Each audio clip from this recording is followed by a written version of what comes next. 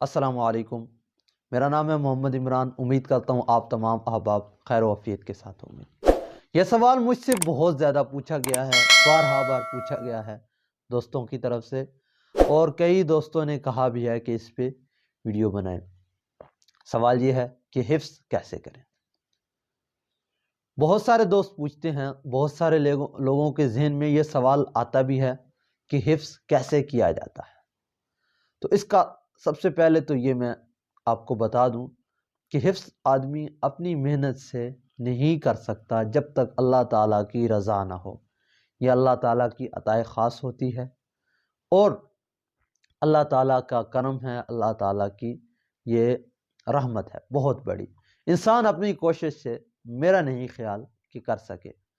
اور دوسری بات کہ حفظ کہاں سے کرنا چاہیے، یعنی کہ حفظ کرنے کے لیے کیسے استاد کا انتخاب کرنا چاہیے۔ حفظ کے لیے استاد ماہر ہونا چاہیے، اچھا ہونا چاہیے، اور ایسا استاد ہونا چاہیے جو اپنے شاگرد جو ہیں، اپنے جو طلباء ہیں ان کے لیے بہت زیادہ دعائیں کرتا ہو۔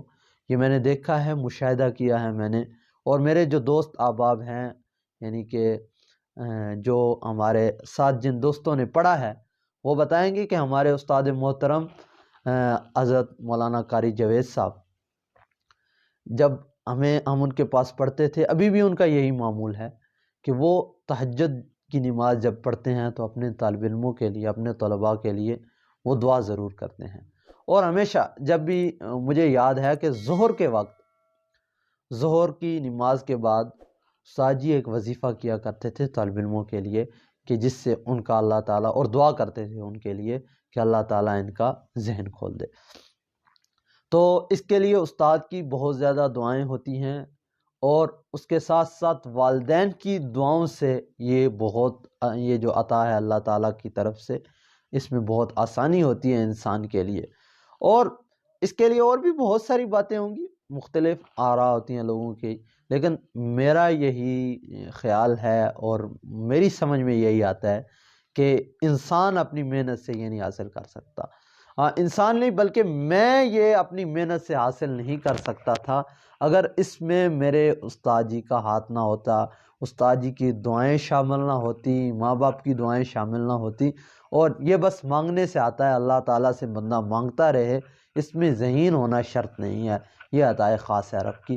اللہ تعالیٰ ایسے ایسے لوگوں سے دین کا کام لیتے ہیں، ایسے ایسے لوگوں سے کہ ہمارا وہم و گمان بھی نہیں ہوتا، جہاں پہ اللہ تعالیٰ ایسے لوگوں سے دین کا کام لیتے ہیں۔